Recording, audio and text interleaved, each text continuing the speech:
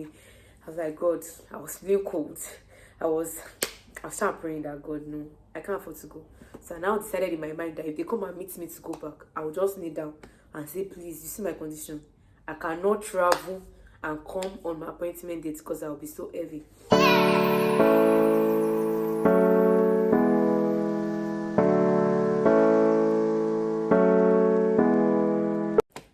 Hi guys. So it's unbelievable what has just happened. I was actually going to make a vlog on my travel to London for my passport biometrics, and I was waiting for when my passport will be delivered for me to vlog.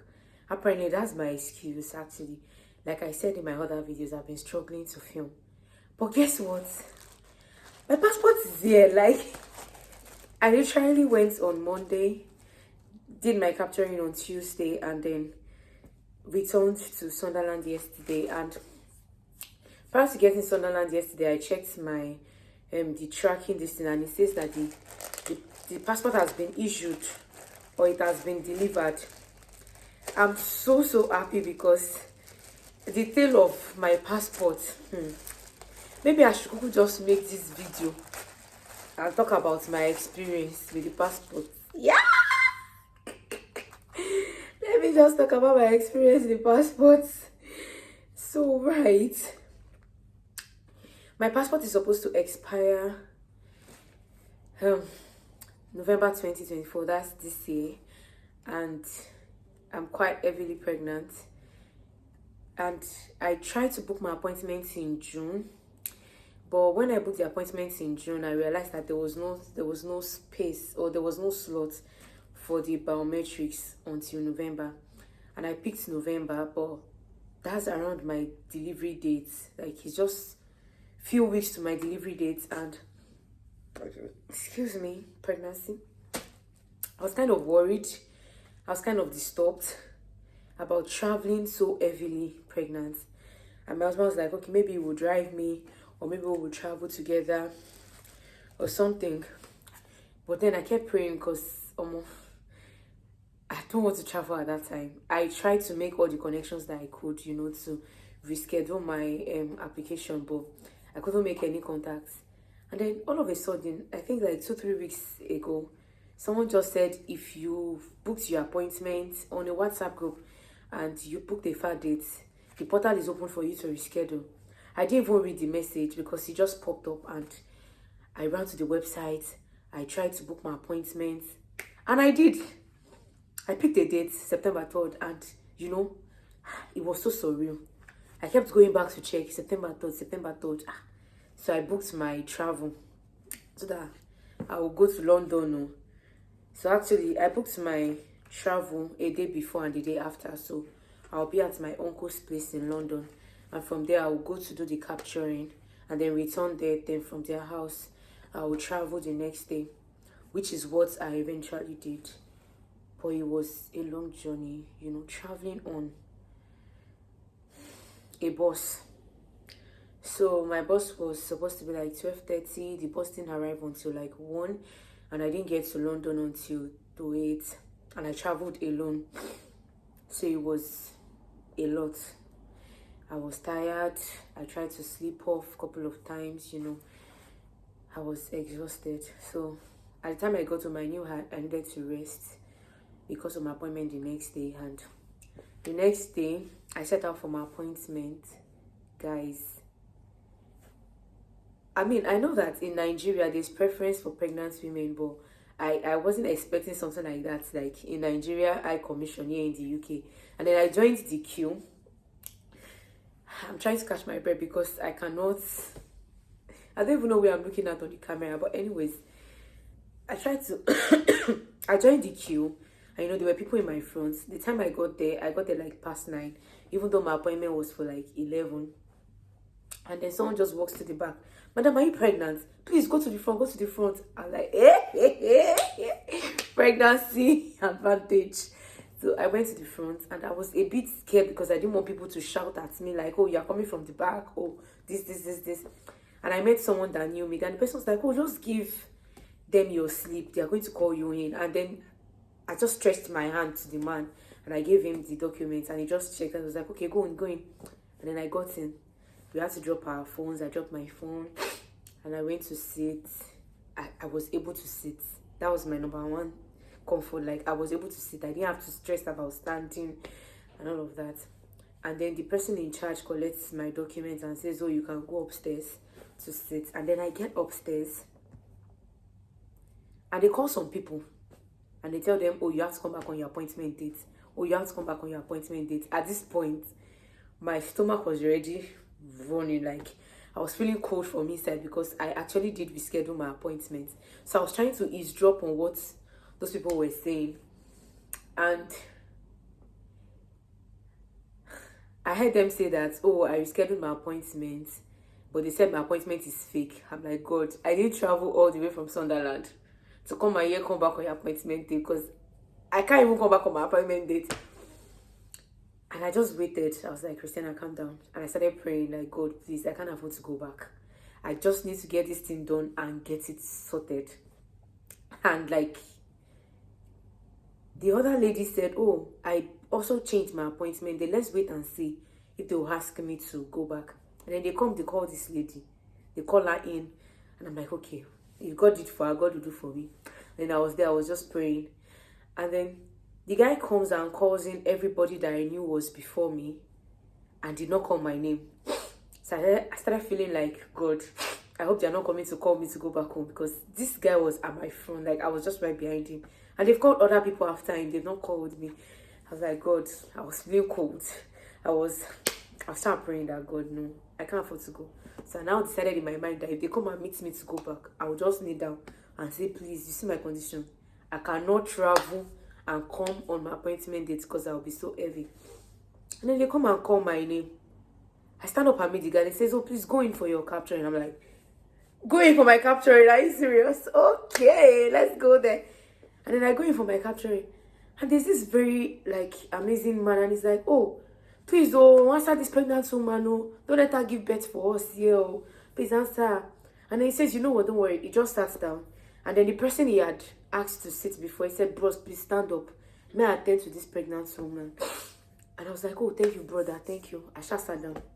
And I wore a wig. So he was like, ah, madam, this is your wig. I said, don't worry, sir. I put the wig up. He was like, oh, I was like, yes, like, I'm tired. I just want to do this thing and get done with it. And then he does everything. Put your fingers, do this, do this. And he does it. And he says, oh, that's all. I'm like, I can go home. He said, yes, you can go home. Because I didn't even spend 10 minutes. I'm like, ah, thank you very much, sir. I went back downstairs and then I picked my phone. And then I was hungry. I knew that I was really, really hungry. I didn't know what to eat. But I'd been craving for this Ghanaian delicacy, wake or wache, or whatever they call it. But it's wanke, we call it in Nigeria. And I remember that I told Nurse Halima to help me buy it from Nigeria. But she was like, oh, it will spoil. And I'm like, God, I'm in London. I really need to eat this food.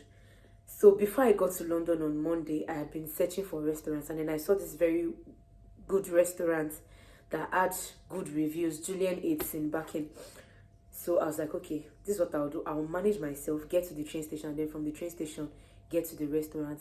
Goodness, that was the best decision I made for myself.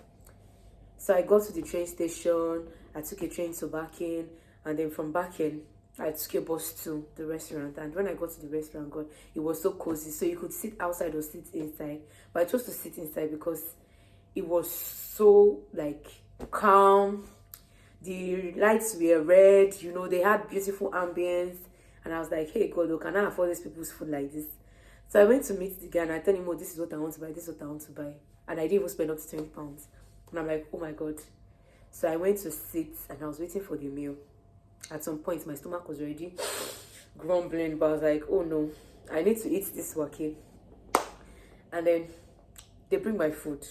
I'm actually going to put the picture of the food up. They bring my food and it's like looking so red, different from the one we eat in Nigeria. I'm like, oh God, I just hope I'm able to eat this. And I tasted it, guys. I tasted this rice. It was so sweet. Like, the sauce was everything that I hoped it to be and more. And I enjoyed myself. So I had the meal. I took my drink, and the good thing about this restaurant was they played Nigerian music like all through. It was like 70% Nigerian music and 30% Ghanaian music. So I was able to like vibe. I think I did some videos that we had.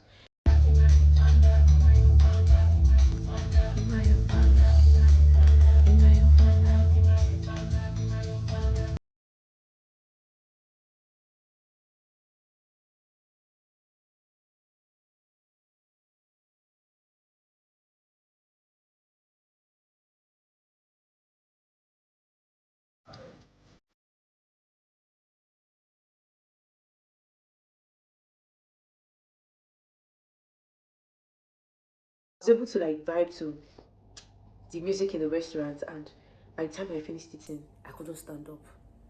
I was so full. The only thing I didn't eat was the gari and the salad for whatever reason. I'm not a vegetable person. And then the gari did not have a place. Like I only eat gari and eba. Why do I have to eat gari with rice? So I didn't eat it. And time to go home.